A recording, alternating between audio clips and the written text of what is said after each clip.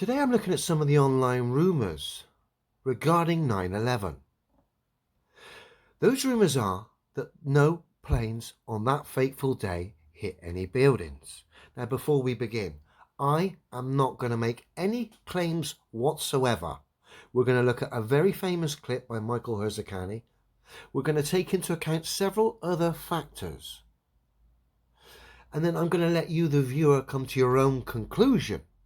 But the things we look at are going to kind of in my opinion, I should say, be quite revealing. But because of the sensitive nature of this subject, I'm not going to give you my conclusion. We're just going to look at some footage, take into account certain factors, and then I'm going to leave it up to you to come to your conclusions regarding this. Okay? Most of the people will understand why I have to do it this way. Okay? First, before we look at the clip, big shout out to Dan Pratt, by the way. Reason I'm revisiting this, I saw a video on Dan's this morning.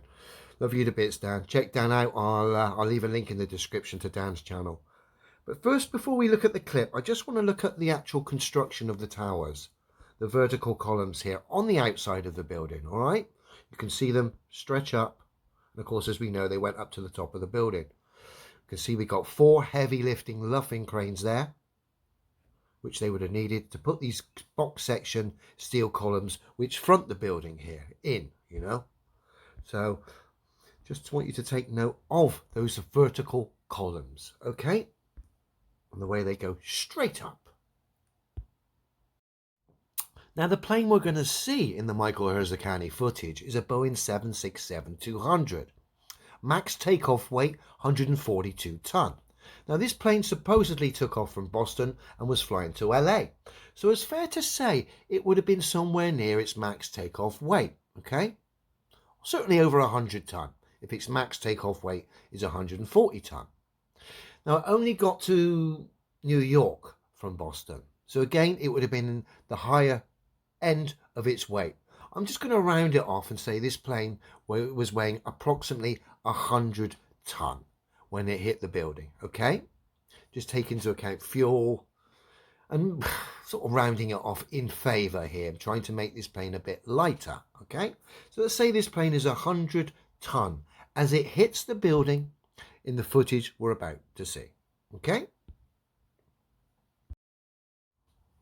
Now, when I've operated tower cranes on tracks, which essentially is a tower crane that goes down a railway track, when you're driving or operating this crane and driving down the tracks, the actual tracks themselves deflect. You see the energy in front of you like a wave being transferred. Obviously, the weight of the crane being transferred down, and as you're traveling across the tracks, you get a wave of energy, a deflection in the track in front of you, and it actually looks like a wave. It's pretty bizarre to see, but of course that is deflection. Same when you pick something up with a crane, the jib bends and you get deflection in it. So with the footage here we're about to see, with a plane weighing 100 ton smashing into these vertical columns, I would expect to see if 100 ton plowed into this building, let's say 100 to 150 mile an hour, I would expect to see deflection not only going up the vertical columns above the crash site we see, but also below. But the problem is here, I don't see any deflection in the surrounding areas in the vertical columns going up or down whatsoever, which is a concern to me. And again, I'm not going to come to any conclusions, but based on the fact we don't see any deflection in the vertical columns, yeah, I find that quite revealing. But let's have a look at the footage. This is 100 ton. I'm going to try and pause it. It's on slow. Supposedly 100 ton plane doing over 100 mile an hour, slamming into a building that's got vertical steel box section columns. But strangely enough, let me try and pause this.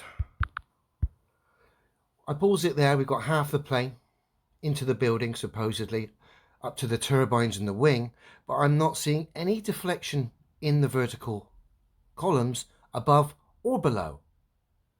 Yet if 100 ton has just smashed into some box steel girders that are on the outside of the building, you would see the transfer of that energy via deflection going up and down. But strangely enough, I'm not seeing that. I mean, where I've paused it, again, I have to be very careful with my words because of the sensitivity of this subject, or the censorship and the sensitive nature, I should say, of this topic. But there's no deflection up or down. Again, I'm not making any claims other than observing I can't see any deflection in the steel columns above the plane or below it.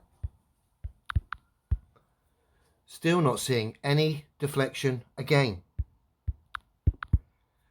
And now we've started to get the explosion from inside the building coming out. But again, I'm still not seeing any deflection. The plane is now supposedly inside the building. There's no deflection on the vertical columns above or below. None. And still none. Right to the end. No deflection. Just now an explosion of energy coming from within the building out. Now, if something weighing over 100 ton, doing over 150 miles an hour, slammed into a big building with vertical columns like that, like I've already stated, like any demonstration involving loads and deflection, you would see the deflection. But I'm not. So I leave it up to you, the viewer, to come to your own conclusions here of why we can't see the deflection above and below where the planes supposedly hit the building here, weighing over 100 tons, doing over 100 miles an hour. I can't come to my own conclusions. I can only show you the footage and hint at what happens in real life, which we can all test and verify for ourselves. But I can't come to a conclusion regarding this subject. I can only investigate it. And when we look at the footage and slow it down, it is rather revealing.